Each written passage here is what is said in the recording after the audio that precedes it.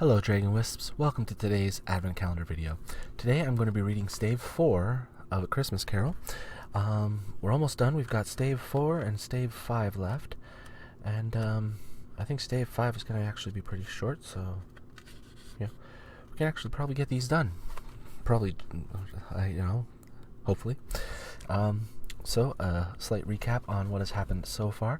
So far we've, in Stave 1, we met Ebenezer Scrooge, learned what happened with his partner Jacob Marley, who died on Christmas Eve 7 years ago.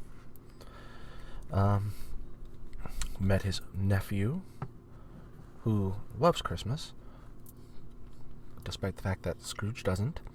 Bob Cratchit, Scrooge's clerk. We learned that Scrooge is a very selfish man, who cares very little about everyone around him. And then Jacob Marley showed up at his home to inform him that he was going to be visited by 3 spirits.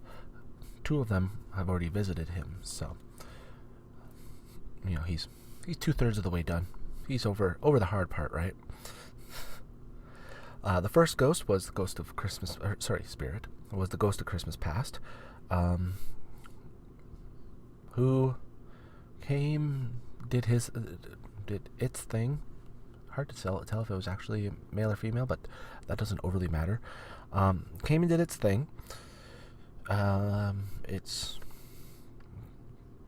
showed Scrooge the past and everything.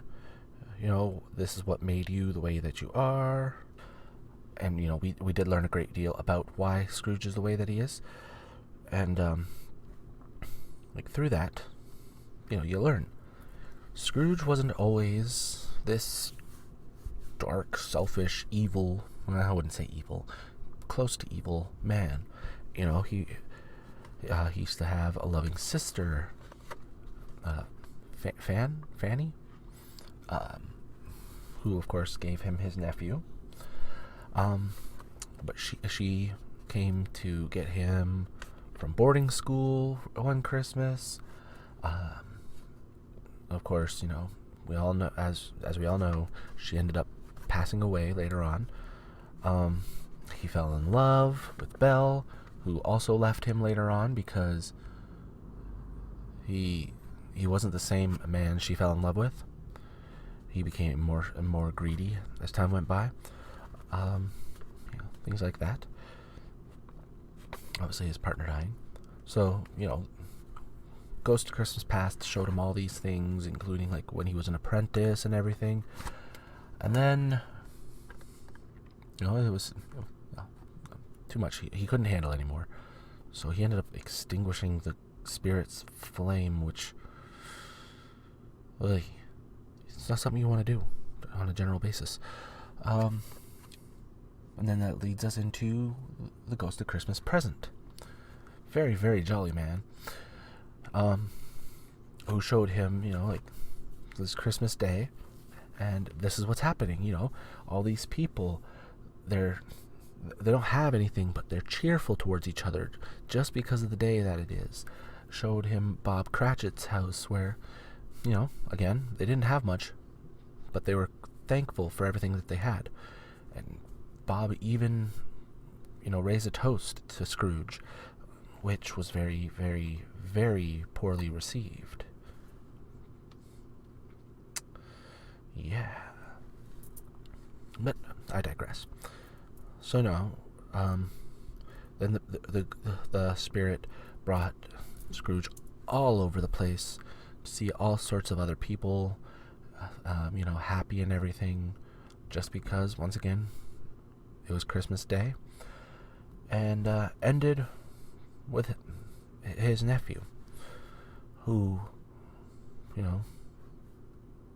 didn't have anything, was still super grateful for Scrooge in general, wanted him to have a Merry Christmas no matter what, despite all the,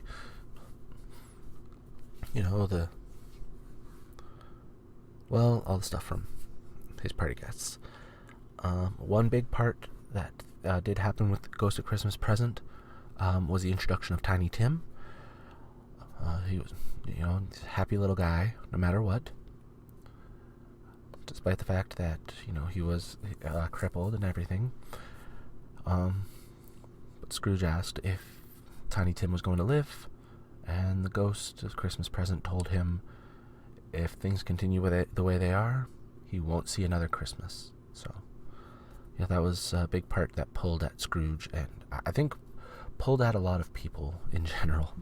Alright, anyway, so Ghost of Christmas Present is gone, along with his two little demon children. So, let's move on to the third and final spirit in Stave 4 of A Christmas Carol.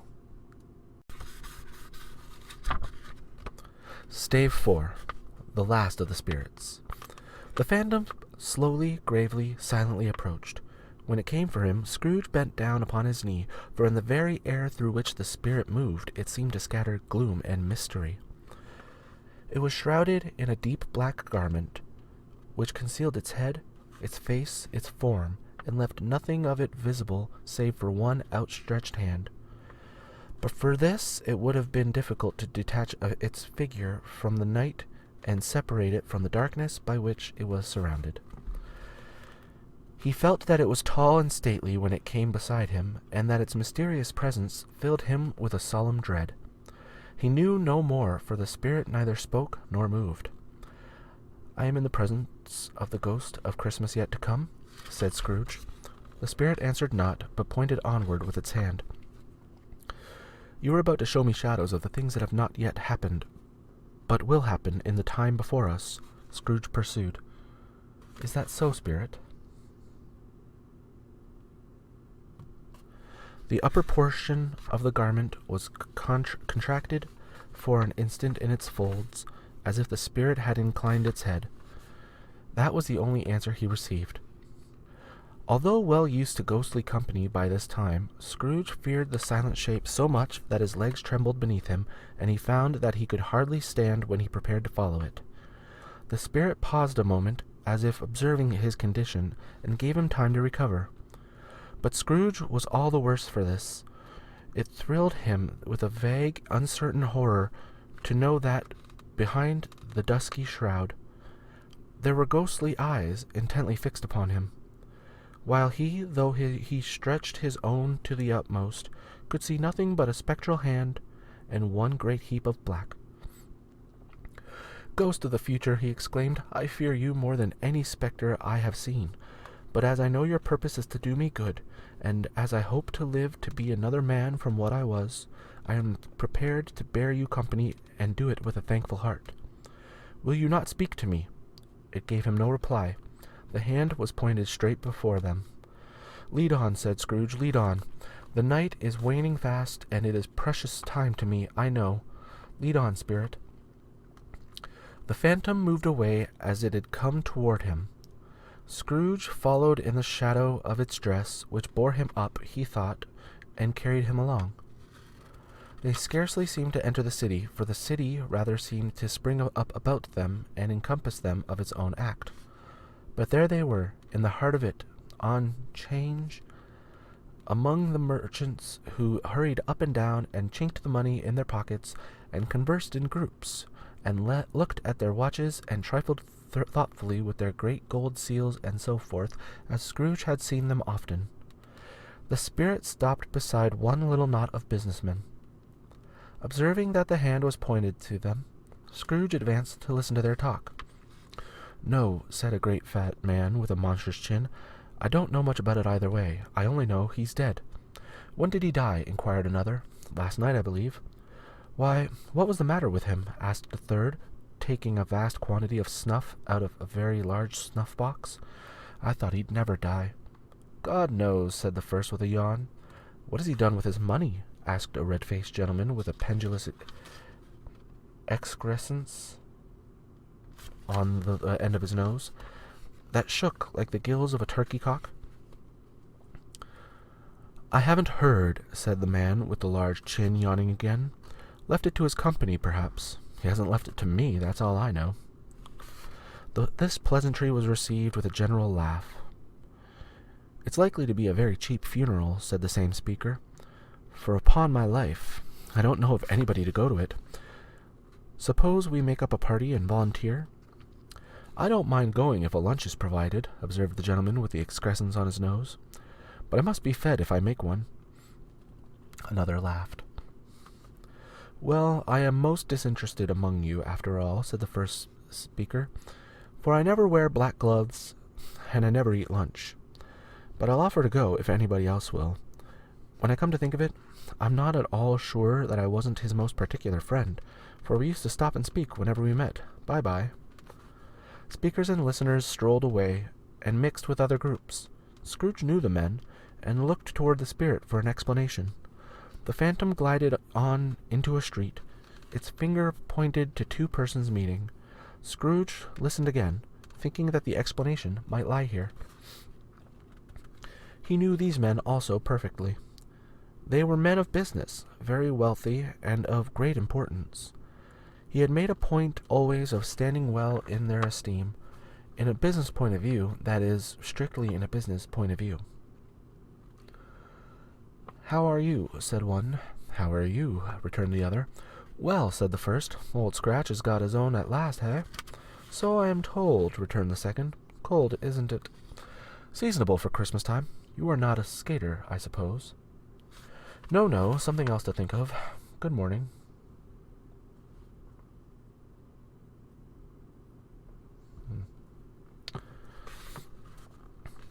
Not another word.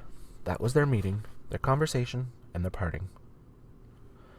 Scrooge was at first inclined to be more surprised that the spirit should attach importance to the conversations appearing so trivial, but feeling assured that they must have some hidden purpose, he set himself to consider what it was likely to be. They could scarcely be supposed to have any bearing on the death of Jacob, his old partner, for that was past, and this ghost's province was the future. Nor could he think of any one immediately connected with himself to whom he could apply them. But nothing doubting that, to whomsoever they applied, they had some latent moral for his own improvement, he resolved to treasure up every word he heard and everything he saw, and especially to observe the shadow of himself when it appeared. For he had an expectation that the conduct of his future self would give him the clue he missed, and would render the solution of these riddles easy. He looked about in that very place for his own image, but another man stood in his accustomed corner, and though the clock pointed to his usual time of day for being there, he saw no likeness of himself among the multitudes that poured in through the porch. It gave him little surprise, however, for he had been revolving in his mind a change of life, and thought and hoped he saw his newborn resolutions carried out in this. Quiet and dark, beside him stood the phantom, with his outstretched hand. When he roused himself from his thoughtful quest, he fancied, from the turn of the hand and its situation in reference to himself, that the unseen eyes were looking at him keenly. It made him shudder and feel very cold.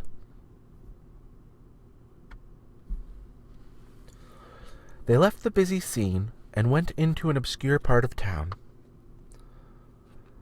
where Scrooge had never penetrated before, although he recognized its situation and its bad repute. The ways were foul and narrow, the shops and houses wretched, the people half naked, drunken, slipshod, ugly. Alleys and archways, like so many cesspools, disgorged their offences of smell and dirt and life upon the straggling streets, and the whole quarter reeked with crime, with filth and misery. Far in this den of infamous resort, there was a low-browed beetling shop, below a penthouse roof, where iron old rags, bottles, bones, and greasy offal were bought. Upon the floor within the piled up heaps of rusty keys, nails, chains, hinges, files, scales, weights, and refuse iron of all kinds. Secrets that would like to scrutinize were bred and hidden in mountains of unseemly rags, masses of corrupted fat, and sepulchres of bones. Sitting in among the wares he dealt in, by a charcoal stove made of old bricks, was a grey-haired rascal, nearly 70 years of age, who had screened himself from the cold air without by a frowsy curtaining of miscellaneous tatters, hung upon a line, and smoked his pipe in all the luxury of calm retirement.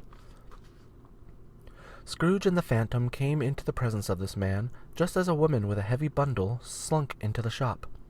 But she had scarcely entered when another woman, similarly laden, came in too, and she was closely followed by a man in faded black, who was no less startled by the sight of them than they had been upon the recognition of each other. After a short period of blank astonishment, in which the old man with the pipe had joined them, they all three burst into laugh. "Let the charwoman alone to be the first," cried she who had entered first. "Let the laundress alone to be the second, and let the undertaker's man alone to be the third. Look here, old Joe, here's a chance. If we haven't all three met here without meaning it." "You couldn't have met in a better place," said old Joe, removing his pipe from his mouth. "Come into the parlor. You were made free of it long ago, you know, and the other two ain't strangers. Stop till I shut the door of the shop. Ah, how it squeaks. There ain't such a rusty bit of metal in the place as its own hinges, I believe, and I'm sure there's no such old bones here as mine. Ha ha! We're all suitable to our calling. We're well matched. Come into the parlor. Come into the parlor." The parlor was the space behind the screen of rags. The old man raked the fire together with an old stair-rod, and having trimmed his smoky lamp, for it was night, with the stem of his pipe, put it in his mouth again. While he did this, the woman who had already spoken threw her bundle on the floor and sat down in a flaunting manner on a stool, crossing her elbows on her knees and looking with a bold defiance at the other two. "What odds, then? What odds, Mrs. Dilber?" said the woman. "Every person has a right to take care of themselves. He always did." "That's true indeed," said the laundress. "No man more so." "Why, then, don't stand there as if you was afraid, woman. Who's the wiser? We're not going to pick holes in each other's coats, I suppose." "No, indeed," said Mrs. Dilber and the man together. "We should hope not." "Very well, then," cried the woman. "That's enough. Who's the worse for the loss of a few things like these? Now the dead man, I suppose." "No, indeed," said Mrs. Dilber, laughing. If he wanted to keep him after he was dead, a wicked old screw," pursued the woman, "why wasn't he natural in his lifetime? If he had been, he'd have had someone to look after him when he was struck with death, instead of lying gasping out his last there, alone by himself." "It's the truest word that ever was spoke," said Mrs. Dilber. "It's a judgment on him." "I wish it was a little heavier judgment," replied the woman, "and it should have been, you may depend upon it. If I could have laid my hands on anything else, open that bundle, old Joe, and let me know the value of it. Speak out plain. I'm not afraid to be the first, nor afraid for them to see it. We knew pretty well that we were helping ourselves before we met here, I believe. It's no sin. Open the bundle, Joe." But the gallantry of her friends would not allow of this, and the man in faded black, mounting the breach first, produced his plunder. It was not extensive. A seal or two, a pencil case, a pair of sleeve buttons, and a brooch of no great value were all. They were severely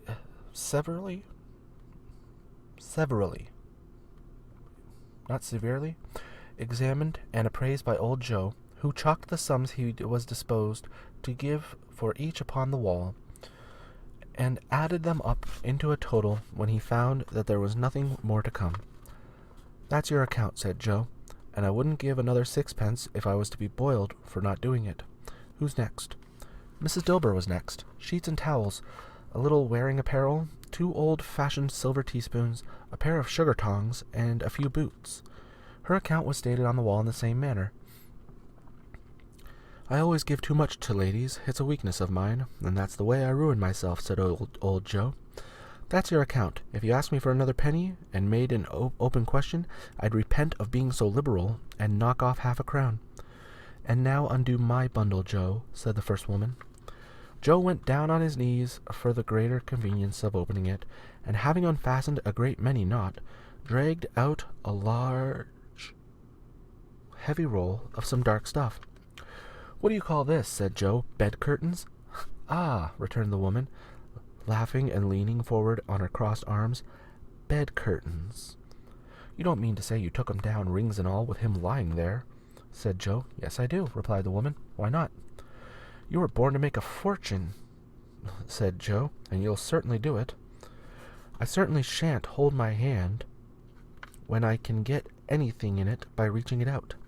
For the sake of such a man as he was, I promise you, Joe," returned the woman coolly. "Don't drop that oil upon the blankets now." "His blankets?" asked Joe. "Whose else's do you think?" replied the woman. "He isn't likely to take cold without 'em, I dare say." "I hope he didn't die of anything catching, eh?" said old Joe, stopping in his work and looking up. "Don't be afraid of that," returned the woman. "I ain't so fond of his company that I'd loiter about him for such things, if he did. You may look through for that shirt till your eyes ache, but you won't find a hole in it, nor a threadbare place. It's the best he had, and a fine one, too. They'd have wasted it if it hadn't been for me." "What do you call wasting of it?" asked old Joe. "Putting it on him to be buried in, to be sure," replied the woman with a laugh. "Somebody was fool enough to do it, but I took it off again. If calico ain't good enough for such a purpose, it isn't good enough for anything. It's quite as becoming to the body. He can't look uglier than he did in that one." Scrooge listened to this dialogue in horror. As they sat grouped about their spoil in the scanty light afforded by the old man's lamp, he viewed them with a detestation and disgust which could hardly have been greater than they had been obscene demons marketing the corpse itself. "Ha ha!" laughed the same woman, when old Joe, producing a flannel bag with money in it, told out their several gains upon the ground. "This is the end of it, you see. He frightened everyone away from him when he was alive, to profit us when he was dead. Ha ha ha!" "Spirit," said Scrooge, shuddering from head to foot. I see. The case of this unhappy man might be my own. My life tends that way now. Merciful heaven, what is this?"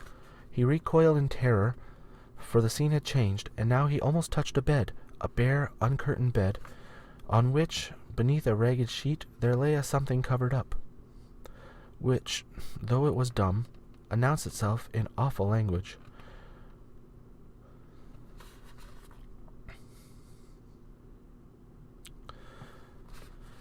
The room was very dark, too dark to be observed with any accuracy, though Scrooge glanced round it in obedience to a secret impulse, anxious to know what kind of room it was.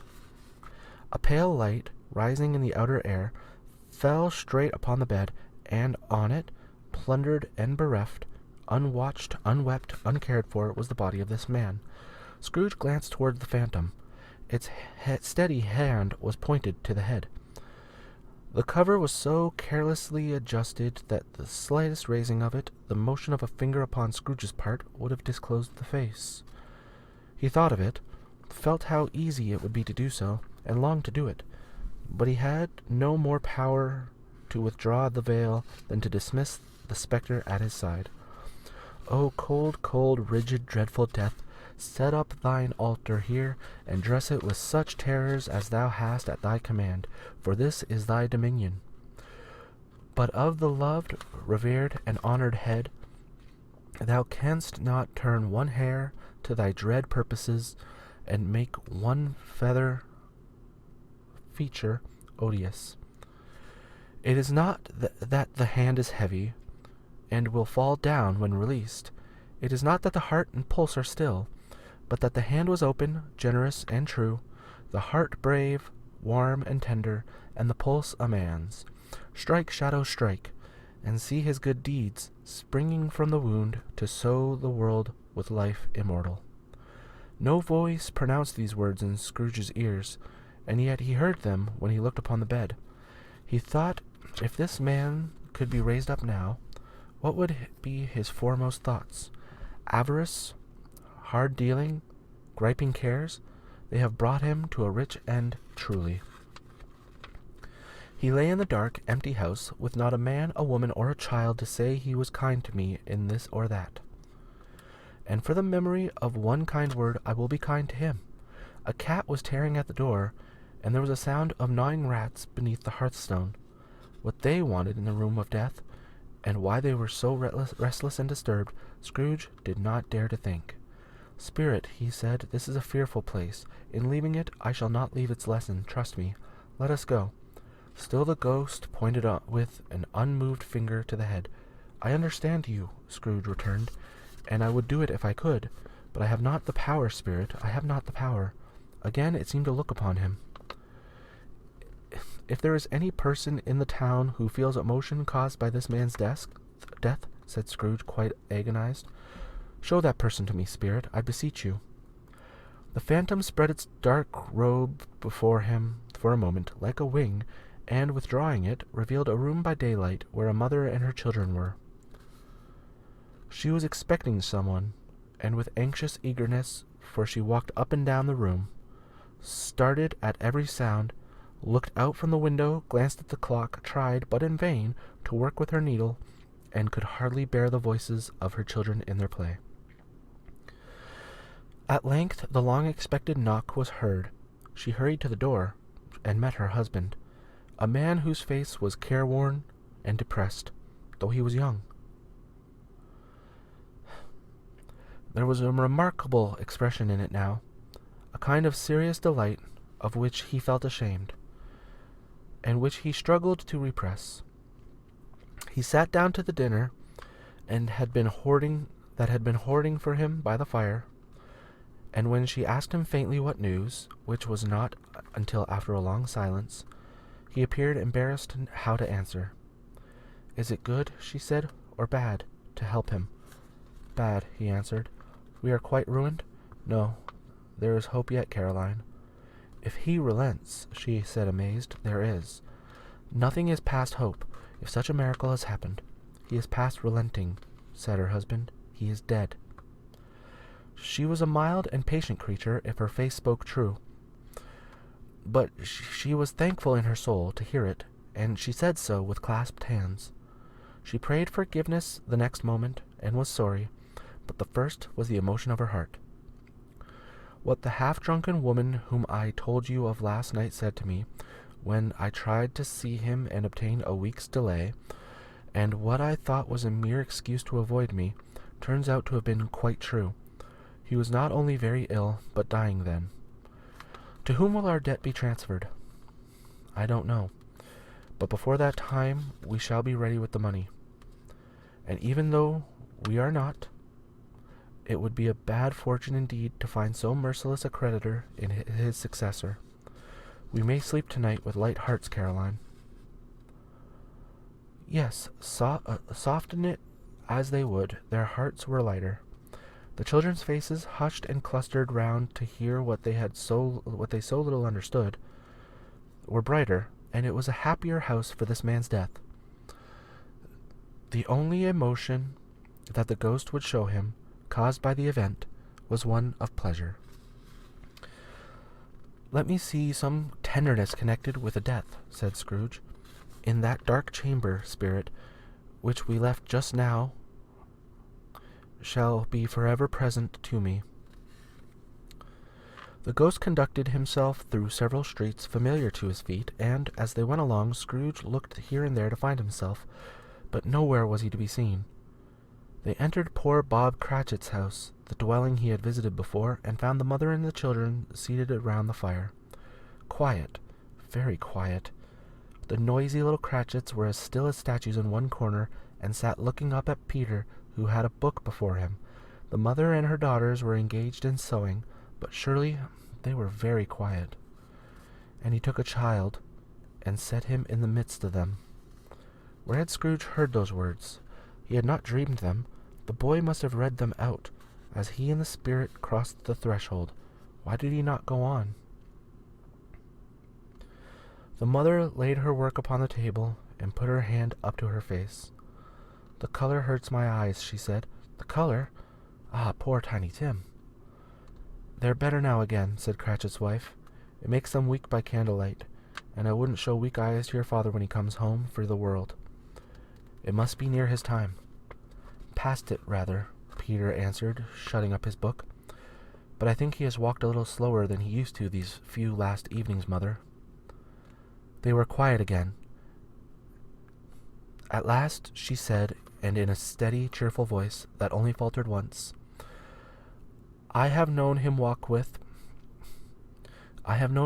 Tiny Tim upon his shoulder very fast indeed." "And so have I," cried Peter, "often." "And so have I," exclaimed another. "So had all." "But he was very light to carry," she resumed, intent upon her work, "and his father loved him so, that it was no trouble. And there is your father at the door." She hurried out to meet him, and little Bob in his comforter, he had need of it, poor fellow, came in. His tea was ready for him on the hob, and they all tried who should help him to it most.